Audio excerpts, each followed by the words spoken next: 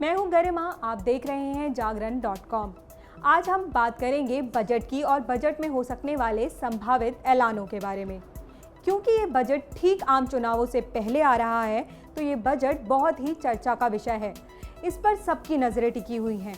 किस वर्ग को मिलेगी कितनी छूट, किस टैक्स में मिलेगी कितनी छूट, इन्हीं सब संभावित ऐलानों के बारे में आज हम बात करेंगे। इस साल होने वाले आम चुनावों से ठीक पहले 1 फरवरी को मोदी सरकार ये आम बजट पेश करने जा रही है।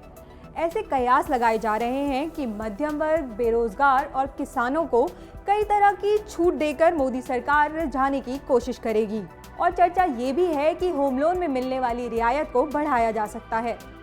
अंदेशा लगाया जा रहा है कि अंतरिम बजट में सरकार आयकर छूट की सीमा 2.5 लाख रुपए से बढ़ाकर 5 लाख रुपए प्रति वर्ष कर सकती है।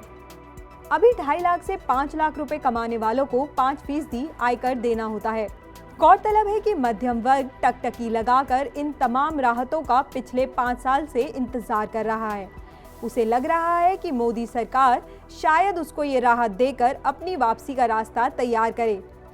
कहा यह भी जा रहा है कि 3 राज्यों में सरकार गंवाने के बाद बीजेपी को किसानों की नाराजगी का एहसास हुआ है और शायद किसानों के लिए वो कुछ नए ऐलान कर सकती है। इसी क्रम में केंद्रीय कृषि मंत्री राधा मोहन सिंह ने हाल ही में कहा कि बजट देश के किसानों को समर्पित होगा, क्योंकि सरकार ने 2022 तक किसानों की आय दोगुनी करने का लक्ष्य रखा है। जानकारों की माने तो सरकार तेलंगाना की रायथू बंधु योजना और ओडिशा के कालिया स्कीम की तरह की योजना को पूरे देश में लागू कर सकती है। कुछ ही दिन पहले अफरा तफरी में केंद्र सरकार ने स्वर्ण जातियों के आर्थिक रूप से कमजोर लोगों को सरकारी नौकरियों और शिक्षा के क्षेत्र में 10% आरक्षण देने का विधेयक भी पारित करवाया था। इस नए कानून में आरक्षण का हकदार होने के लिए जिन शर्तों का उल्लेख किया गया है, उसमें ये भी था कि अभ्यर्थी की वार्षिक आय सालाना 8 लाख रुपए से ज्यादा ना हो। लेकिन इस मुद्दे को लेकर विपक्ष ने सरकार की कड़ी आलोचना भी की थी, क्योंकि इनकम टैक्स की मौजूदा दरों के मुताबिक 8 लाख रुपए की आय वालों से 20% आयकर वसूला जाता है।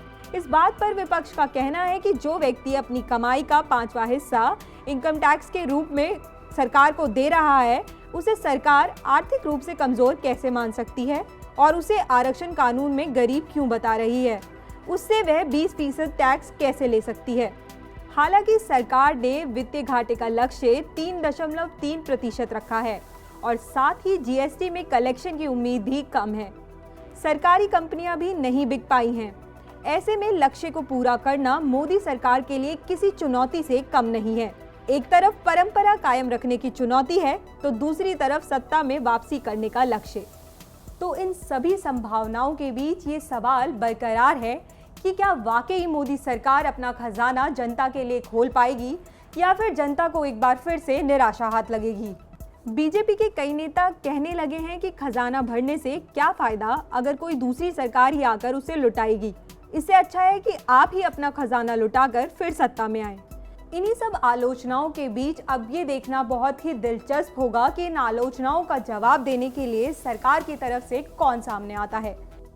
एक तरफ जहां अरुण जेटली अस्वस्थ हैं, वहीं दूसरी तरफ पीयूष गोयल को वित्त मंत्रालय का अतिरिक्त प्रभार सौंप दिया गया है।